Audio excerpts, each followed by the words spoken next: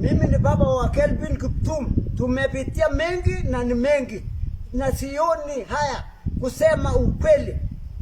Iko mtu amenyanyasa sisi kutoka Keyo, ako kwa serikali na ako na nguvu ya kutosha. Na sijui alienda Rotterdam na Asenet. Alikuwa na death certificate, alafu akajifanya yeye ni msasi wa Kelvin Kiptum. Alienda na death certificate yangu na ya bibi yangu. Amenyanyasa sisi mpaka akatoa hata Asenet akaenda kwa kampuni ya Kolaso. Hata saa hii iko Kolaso, wasungu wakiingia wanamalizana kwa Kolaso. Asenet nabaki kwa Kenya, wasungu naenda. Sisi tumeteswa watoto, sisi tumeteswa wasasi wa Kiptum.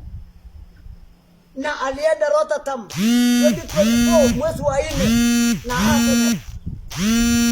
Na akarutisha Foundation kutoka juu mpaka Kaptara na kurudisha tena.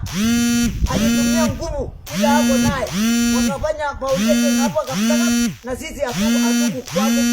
Mimi nashangaa mtu msema iko na watoto yake na kuja kunyanyasa sisi. Mimi nalaani yeye na Asenet maishani mwangu.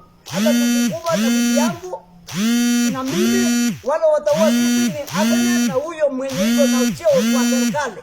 Mimi nalaani yeye kwa kaburini ya mtoto yangu mpaka nikube. Ajue ya kwamba mimi nalaani yeye na Asenet hawezi baki. Kama Mungu iko hawezi baki. Nataka tu niulize kwa unyenyekevu, baba wa taifa, tangu kibo ya mtoto yangu karibu saa hii mwaka 2, mwezi wa 2 itakuwa mwaka 2, hatujapata results kukuba kwake. Ya pili, kari ya mtoto yangu bado iko kwa Kaptagat. Wacha aose, ameja tebe neno le, wacha aose hiyo kari. Ni nini kilifanyika mpaka kari saa hii mwaka 2 ijawachilia sisi? Na Asenet ndio najua maneno, anajua juu ya hiyo kari. Na daktari mwingine ambaye iko Kipkorgot alifunga kari ya mtoto yangu. Asante.